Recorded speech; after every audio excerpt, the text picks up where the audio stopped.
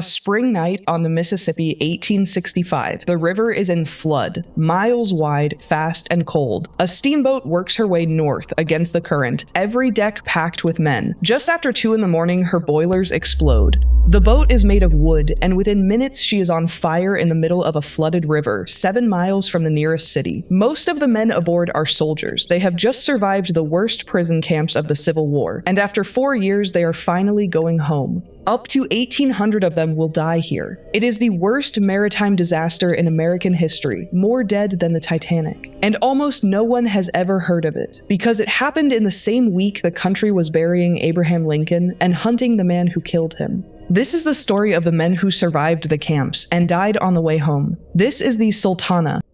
April 1865. After 4 years, the war is ending. On the 9th, Lee surrenders in Virginia. Across the South, the guns are going quiet. But the war had left tens of thousands of men in a place the surrender did not reach, the prison camps of the Confederacy. Now, at last, those men are being released. Most notorious of all was Andersonville in Georgia. Built for a few thousand, it had held more than 30,000 men at once, in an open stockade with no shelter, fouled water, and almost no food. Inside its wall ran a line the prisoners called the dead line. Cross it even by reaching for clean water, and the guards would shoot you. In a little over a year, around 13,000 men died inside that stockade. Others came from Cahaba in Alabama, a flooded tobacco warehouse on the riverbank packed far past its walls. The men who walked out of these places were skeletons in uniform. They had survived the unsurvivable. Some weighed less than 100 pounds, many could barely walk. But they were alive, and the war was over, and they were going home. They were gathered at a parole camp called Camp Fisk, a few miles outside Vicksburg, Mississippi. There they waited to be sent up the river, back to Ohio, Indiana, Kentucky, Tennessee, to families who had not seen them in years. They had given the war everything it asked of them, and more. All they needed now was a boat to carry them home.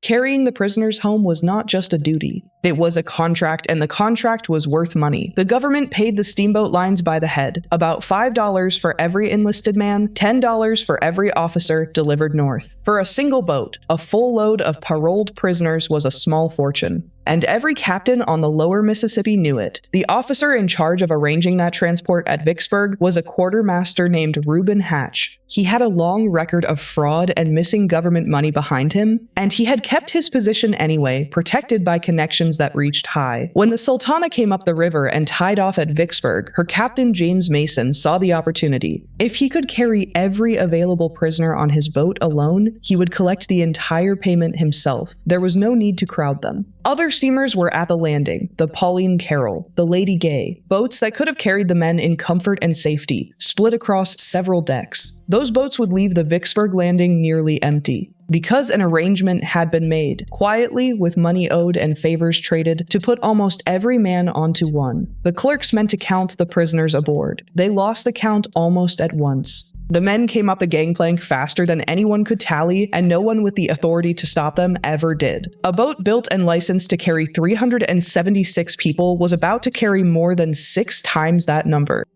There was one more problem, and it was hidden below the deck. Coming up from New Orleans, one of the Sultana's 4 boilers had begun to leak. A boilermaker in Vicksburg was brought down to look at it. He found a seam bulging outward, a place where the iron had thinned and started to give way under the pressure inside. The correct repair was clear: cut out the weakened metal and forge in a new section of plate. But that meant days tied up at the dock, days the boat would earn nothing, while the prisoners and the payment waited downriver. So a compromise was reached. Instead of replacing the metal, the workman riveted a patch over the bulge, and to make it fit the curve, he used a piece of iron thinner than the boiler wall it was meant to reinforce. He said plainly that it was a temporary fix, and that the bulged sheet should be cut out and properly replaced as soon as the boat reached St. Louis. He was overruled. There was no time, and there was money waiting. The patch was painted over to match the rest. From the deck, nothing looked wrong. The Sultana took on her coal, took on her men, and turned north into the flood. They came aboard for the better part of a day. Sick men, lame men, men carried up the plank by their friends. They filled the cabins first, then the long main deck, then the boiler deck above it. When the lower decks were full, the men kept climbing until they packed the hurricane deck, the very top of the boat, and there was no clear space left anywhere to stand or lie down. This is the only photograph of them. It was taken the day before the end. when the Sultana stopped at Helena, Arkansas. The men crowded to one rail to be in the picture, and the boat tipped so far toward them that officers shouted at them to move back before she went over. That was the warning, captured in a single image. A boat that leans this far because men simply move to one side is a boat with no margin of safety left at all. The weight of 2,000 men sat high, on the upper decks, exactly where it did the most harm to the boat's balance. The deck timbers groaned and sagged under the load, and crewmen jammed in extra wooden posts to keep them from collapsing. By the time she pulled away from Memphis late on the night of the 26th, the Sultana was carrying somewhere above 2,000 people. Her legal capacity was 376. She was more than 6 times over her limit, top-heavy and running on a boiler held together by a patch, and the river ahead of her was the worst it had been in years. The spring of 1865 brought one of the worst floods the lower Mississippi had seen in a generation. The river had broken its banks and spread for miles across the bottomland on both sides, swallowing the fields and the lower roads. A boat running downstream rides that current.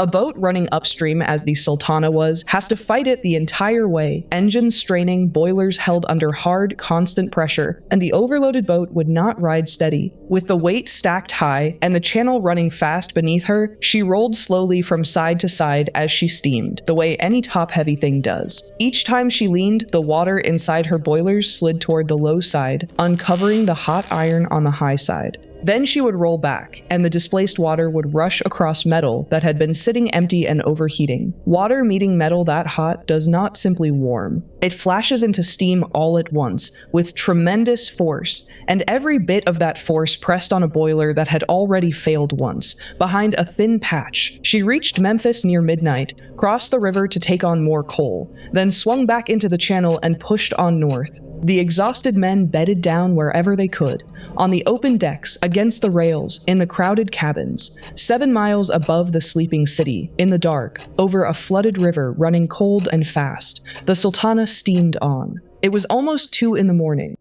3 of the 4 boilers exploded at once. The blast tore straight up through the center of the boat, through the packed decks where the men lay sleeping. The pilot house, the cabins, the twin smokestacks, all of it was thrown into the night and came back down as wreckage. Hundreds were killed in that first instant, by the explosion itself, by scalding steam, by the falling timber and iron. Many of them never woke up. What the explosion left behind, the fire took. The Sultana was a wooden boat, broken open at the center, and she burned fast, the flames spreading outward toward both ends where the survivors were crowded with nowhere left to go. The men faced a single choice, and almost no time to make it. Stay on the boat and burn, or go into the river. The river that night was nearly 1.5 miles wide, swollen with snowmelt and flood, and cold enough to pull the strength out of a strong man in minutes. And these were not strong men.